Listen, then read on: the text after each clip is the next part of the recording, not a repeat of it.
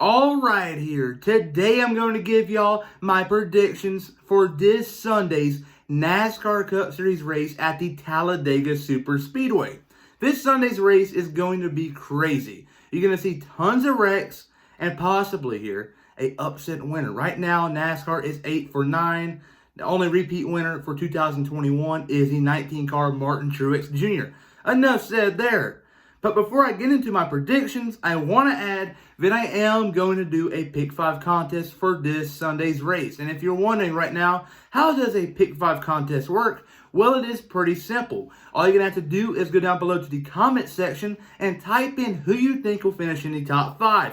If you go 5 for 5, you get an autographed hero card of your choice.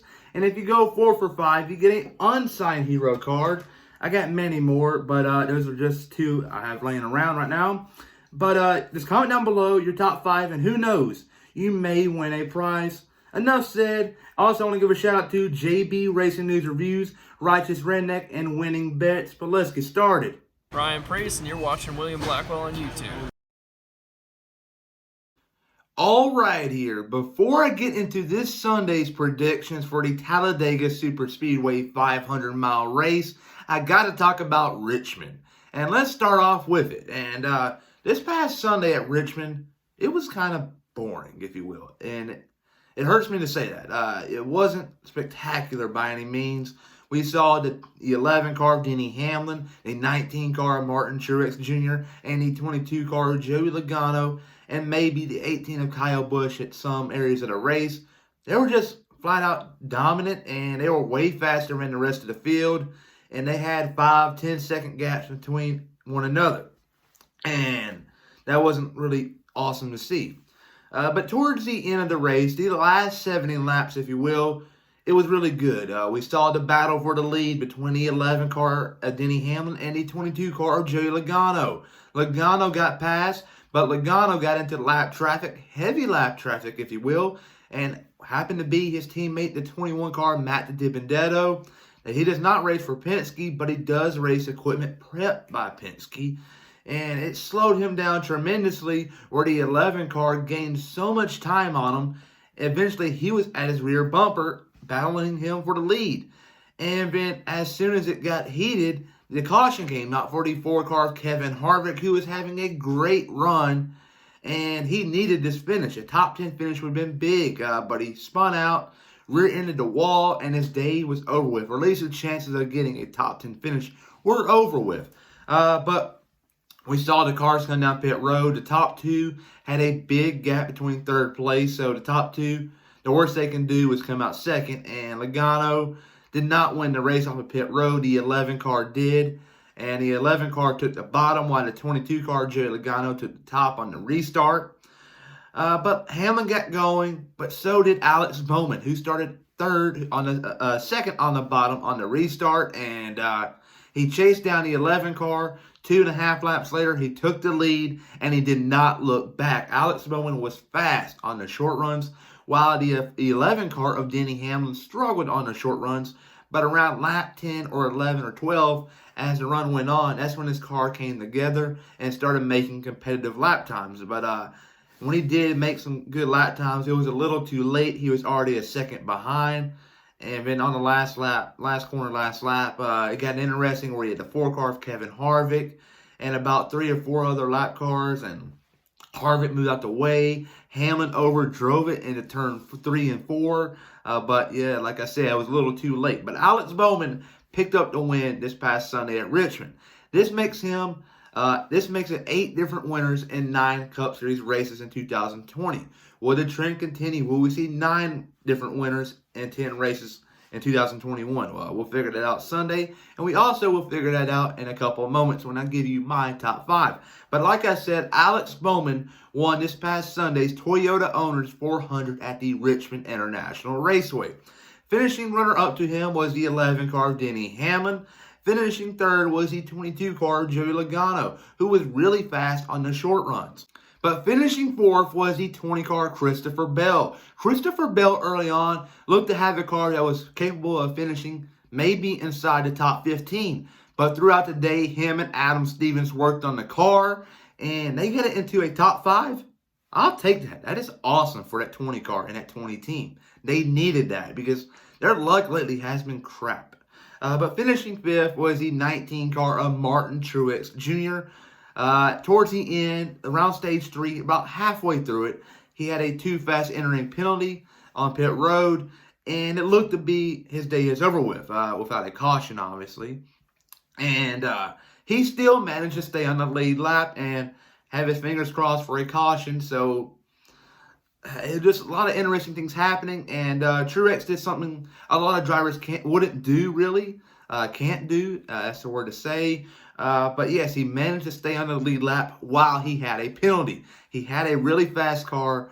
And hats go off to his crew chief, James Small, because that setup yesterday he brought to Richmond was spectacular. I expect them to bring that back to Richmond in the fall. I know it's a night race, but man, that was a fast 19 car yesterday.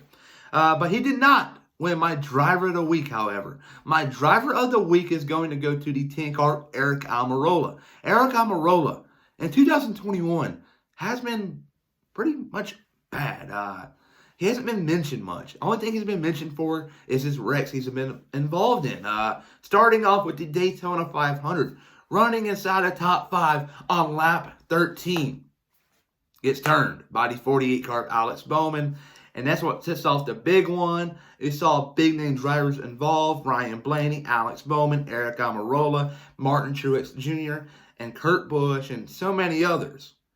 And then since then, a lot of them drivers have rebounded and got great finishes. But Aric Almirola hasn't. And this past Sunday, he finished 6th at Richmond. And that is awesome to see that Stewart-Haas driver bring home a top 10 finish. It was much needed. My top 5 for this Sunday's NASCAR Cup Series race at the Talladega Superspeedway is going to be based off of facts and recent momentum. But here it is, winning this Sunday's Geico 500 at the Talladega Superspeedway. It is going to be no other than the 12 car of Ryan Blaney. Ryan Blaney this year has been off the charts. He's been amazing. He won at Atlanta. He beat the 5 car Kyle Larson, for crying out loud. Kyle Larson had a 10-second gap at the halfway point of stage 2 in the race. He was fast. He was on an old other zip code. But the 12 car Ryan Blaney and his crew chief Todd Gordon did not give up, and they battled it through, and they ended up winning the race on a long run. Did not believe that. That surprised me. But yes, Ryan Blaney has one win under his belt in 2021. And he's never done this in his career, winning multiple races in one season. But I think that's going to end in 2021 because he's going to win Talladega this Sunday. I think he's going to lead tons of laps, and he's also going to win at least one stage. But yes, Ryan Blaney wins this Sunday's race at Talladega. Finishing runner-up to him will be the 20 car Christopher Bell. Christopher Bell, like I said just a couple moments ago, his luck lately has been bad, but it turned at Richmond with a 4th place finish. And now he's going to a plate track, and he's really good at these type of tracks. In the Daytona 500, he was in the top 5 for most of the race until he got involved in that wreck with the 47 car of Ricky Stenhouse Jr. He had aero issues, so he wasn't going that fast. But Christopher Bell, I think, brings the 20 car home second. And he's got some good tracks coming up for him, so he is someone to keep your eye on for these next couple of weeks. Finishing third will be the 24 car William Byron. William Byron is a great restrictor plate racer, more like a plate racer. They don't run the restrictor plates no more. They took it off to help out the cars, and downforce, too much stuff for me to talk about. But yes, in the Daytona 500, he was really competitive. He won his duel, but you got to go back to last year. He won the Daytona Fall race, a cutoff race, if you will, and that pretty much shut up a lot of people, including myself, a lot of critics. And I think he's going to look forward to do the same thing this Sunday at Talladega. If he did it, it would be his second win of the season. You got to remember, he won Homestead the 3rd week of the season. So there you go. William Byron brings it home third. Finishing 4th would be the 10 car of Aric Almirola. Aric Almirola won this race in the fall back in 2018. It was just a dominating race by the Stewart-Haas cars. You got to remember, the 4 car of Kevin Harvick, the 41 car of Kurt Busch, the 10 car of Aric Almirola, and the 14 car of Clint Bowyer. That is what it's a prime example of teamwork at a plate track. They all four got together. They stayed single file. They were not looking to make any cool passes on TV. They just rode around, and look what happened. They formed a gap between them and the fifth place car, maybe about 3 or 4 seconds. It was a crazy race, and it was kind of mind-blowing that happened. But like I said, Stewart Haas has what it takes to win at these plate tracks, so you really can't count out none of them, especially Eric Almirola. Finishing fifth, however, will be the 11 car of Denny Hamlin. Denny Hamlin will not be too pleased with this finish, but it is a top 5. You cannot complain about it. I know he has yet to win in 2021. His time is coming, but it's not going to be at Talladega. But my dark horse for this Sunday, I cannot go and give my predictions for a plate race without mentioning the 47 car, the JT Daugherty driver, Ricky Stenhouse Jr. Ricky Stenhouse Jr. is so good on the plate tracks. The Daytona 500 earlier this year, he was somewhat competitive, but he did get involved in an early wreck, which hurt him aerodynamically. And then last year, he wrecked early in the Talladega fall race. In the Daytona night race, he ran somewhat good inside the top 10. And then you go to the Talladega race, he was sporty up and down. And last year's Daytona 500, he was on the pole and led tons of laps. So he has what it takes to win at Talladega. He's won here in the past. And yeah, I think he brings it home inside the top 10. And who knows, he very well might get his first career checker flag with the JT Daugherty crew. That would be big. They haven't won a race since, correct me if I'm mistaken here, but Watkins Glen back in 2014, that's 7 years ago, almost 7 years ago.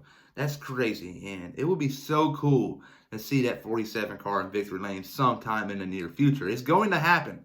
They're really fast, and they're really competitive, and they're also inside the top 16 in the points. So keep your eye on Ricky Stenhouse Jr. But like I said, I think the 12 car Ryan Blaney gets the job done this Sunday at Talladega. But everybody, though, remember to please like and subscribe and comment down below your top 5 to be entered in this Sunday's Pick 5 contest. And also, go give a check out to JB Racing News Reviews, Righteous Redneck, and Winning Bets. They all got a great YouTube channels, and just go check them out. Peace.